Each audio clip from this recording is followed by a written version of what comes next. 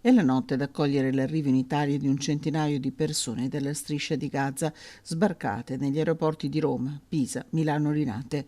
31, soprattutto bambini, sono feriti e nel nostro paese riceveranno cure adeguate. Dei 31, 6 atterrati in Lombardia grazie agli operatori del SUEM 118 sono già arrivati negli ospedali del Veneto.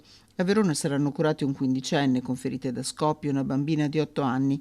A Padova una mamma di 42 anni che ha subito l'asportazione delle dita della mano sinistra e due figlie di 18 e 8 anni, tutte con gravi amputazioni, con loro anche un bambino. Un'accoglienza che si farà carico di dare ospitalità alle famiglie grazie a una sinergia creata dall'Associazione Sanitari per Gaza e dall'Associazione Padova Abbracci Bambini, che già accoglie 9 piccoli pazienti con le loro famiglie, aiutandoli anche nell'inserimento scolastico e che sta ricevendo tantissimo aiuto dai cittadini. In Italia in totale dall'avvio dell'operazione sanitaria nella martoriata striscia di Gaza sono state accolte 914 persone.